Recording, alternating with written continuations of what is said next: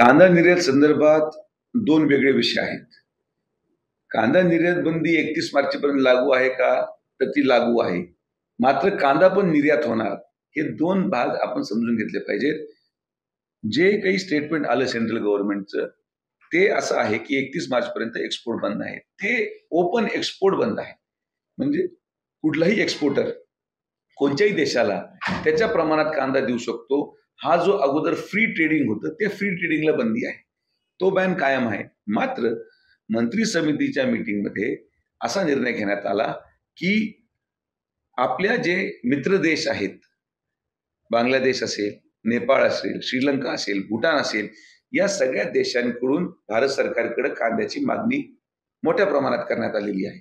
आणि म्हणून असा एक निर्णय मंत्री समितीमध्ये घेण्यात आला की आता एक्सपोर्ट हे भारत सरकार स्वतः करणार. एक्सपोर्ट ओपन एक्सपोर्ट नाहीये.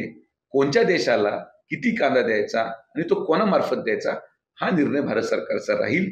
भारत सरकार नाफेड आणि त्यांच्या सरकारी सहकारी महामंडळ NCC शब्द आहे त्या महामंडळामार्फत कांदा निर्यात करणार आहे. तो निर्यात मला माझ्या माहितीप्रमाणे जे माझं वाणिज्य मंत्र्यांशी परवा संध्याकाळी बोलणं झालं, जेव्हा या बातम्या बाहेर पडल्या तेव्हा त्यांनी मला सांगितलं की अंदाजे आमचा असा उद्देश आहे की 3 लाख मेट्रिक टनच्या वर निर्यात आम्ही सहसा आत्ता पहिल्या टप्प्यामध्ये जाऊ देणार नाही. पण 3 लाख मेट्रिक टन नेबरिंग कंट्रीजला गव्हर्नमेंट टू गव्हर्नमेंट एक्सपोर्ट मंत्री समितीच्या मान्यतेनुसार केलं जाणार आहे.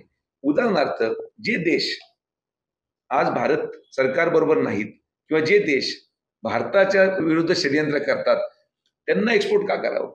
तर जे फ्रेंडली नेशन्स आहेत, जे देश भारताला सहकार्य करतात त्या देशांना भारत कांदा देणार. आणि म्हणून government to government export 3 lakh metric टनाचं येणाऱ्या महिन्या दीड महिन्यामध्ये होईल. कोट्या सिस्टमनी होईल.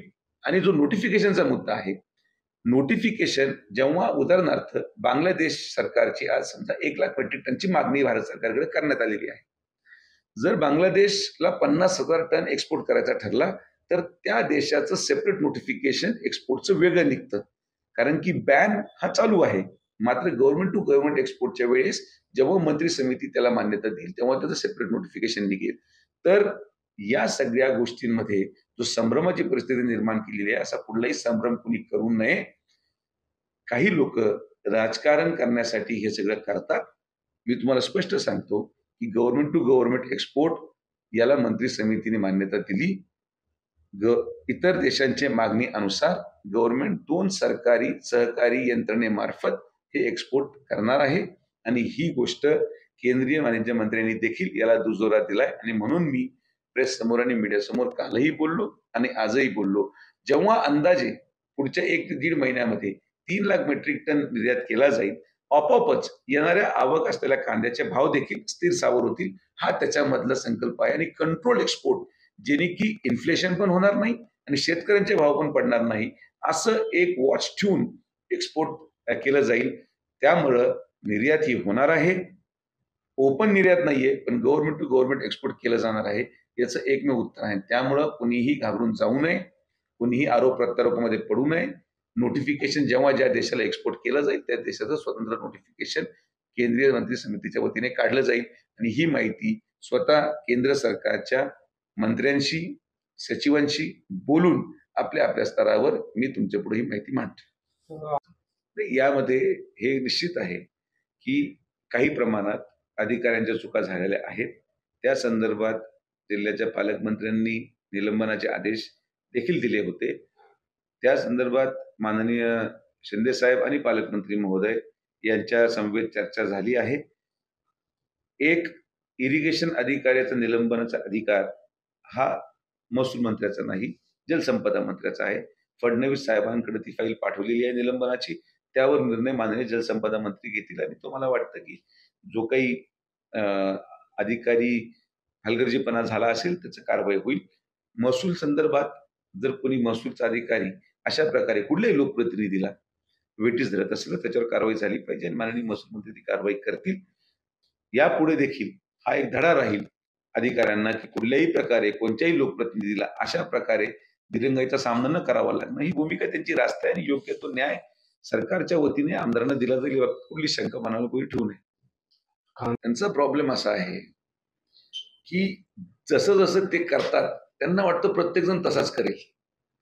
शेवटी एक माणसाचं नेचर असतं, स्वभाव असतो की जसं आम्ही वागलो तसं सगळे लोक पण तसेच आहेत असं नाही.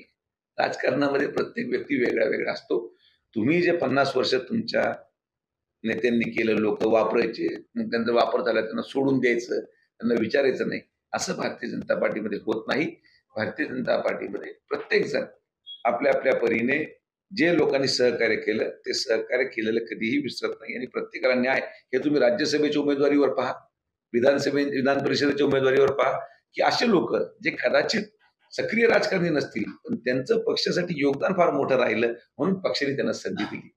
तर भारतीय जनता पार्टी असा पक्ष नाही. संजय राऊतांना विचारावं की त्यांच्या पक्षाचे नेते किती कोटीच्या गाडीमध्ये फिरतात, त्यांच्या पक्षाचे नेते जे हेलिकॉप्टर वापरतात ते पैसे कुठून येतात, या सगळ्या गोष्टींचं उत्तर त्यांना पण देणं लागतं. राष्ट्रीय अध्यक्षांनी केलेलं स्टेटमेंट याचा अर्थ वेगळा कोणी काढू नये. याचाच अर्थ असा आहे की एखादा व्यक्ती एखादं जीवनशैली जगत असेल आणि अचानक त्या जीवनशैलीमध्ये कोणी बदल करत असेल तर ते लोकांना भावत नाही. पण एखादा व्यक्ती आपल्या स्वकर्तृत्वावर वर्षानुवर्ष एक जीवन प्रणाली जगत असेल तर ती जीवन प्रणालीला लोकांना आक्षेप नसणार, पण कारण नसताना देखावा करणं हे बंद केलं पाहिजे असं राष्ट्रीय अध्यक्षांचं म्हणणं होतं आणि त्याचं अवलोकन सगळेच लोक करतील. संजय राऊतांना ही सगळी गोष्ट समजण्यामध्ये वेळ लागेल, कारण की ज्यांचे नेते कुठलंही उत्पन्नाचं साधन नसल्यावर कोविड सेंटरच्या पैशातून आज जे गाड्या आणि दौऱ्याने बंगले घेतले जातात त्यांच्या संदर्भात त्यांनी टीका करणं हे मला वाटतं योग्य नाही. त्यांना महाराष्ट्रामध्ये जाऊ द्या, त्यांना लक्षात येईल की काय त्यांची परिस्थिती आहे. हा विषय पक्ष आणि चिन्हाचा नाही, हा विषय वैचारिकतेचा आहे. आज महाराष्ट्रामध्ये महायुती सरकार ज्या उद्देशाने आलं हे तेच लोक झाले ज्यांनी महाविकास आघाडी सरकार निर्माण केलं होतं. तर ज्यांनी महाविकास आघाडी सर्व तत्व बाजूला ठेवून निर्माण केलं त्यांनी आज महायुतीवर आक्षेप घ्यायचं अक्षरशः काही कारण नाही. तर त्यामुळे जनतेला हे सगळं माहिती आहे, जनतेला त्यांचा प्रश्न सुटणं गरजेचं आहे. प्रश्न आज राज्य सरकारच्या माध्यमातून आणि केंद्र सरकारच्या साथीने मोठ्या प्रमाणात आज प्रश्न सुटतायत. चिन्ह काय होईल, कधी होईल, कसं होईल हा विषय नंतरचा आहे. महाराष्ट्राची जनता ही अतिशय समजूतदार आहे आणि काम करणाऱ्या माणसाच्या पाठीमागे ती उभी राहील असं. हिंदू हृदय सम्राट बाळासाहेब ठाकरे हे सगळ्यांचं आधारस्थान आहे. भारतीय जनता पार्टीचा असा कुठलाही मंत्री नाही जो स्वर्गीय बाळासाहेबांना दुसऱ्या कुठल्याही उपमा देतात. हिंदू हृदय सम्राट एकच होते आणि कायम तेच राहणार. त्यामुळे त्यांच्याबद्दल कुणीही हक्क सांगणं हे मला वाटतं चुकीचं आहे.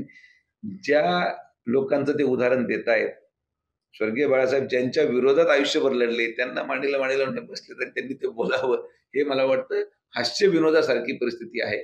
त्यामुळे त्यांच्या गोष्टीला महाराष्ट्राची जनता गांभीर्याने घेणार नाही. आता हे सगळ्या वरच्या स्तरावरच्या चर्चा आहेत बाबा, ते त्या चर्चेला मला घेऊ नका. काँग्रेसमध्ये विलीन झालं तर काँग्रेसच काही दिवसांनी संपुष्टात येणार आहे. त्यामुळे त्यांनी खरंच विलीन व्हावं का नाही हा पण निर्णय त्यांनी घेतला पाहिजे.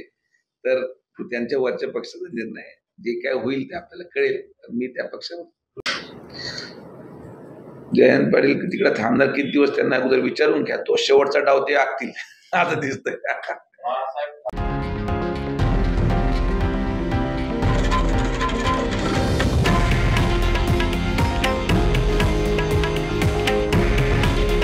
हे आहे देशातील नंबर 1 न्यूज नेटवर्क आणि आपण पाहत आहात TV9 मराठी.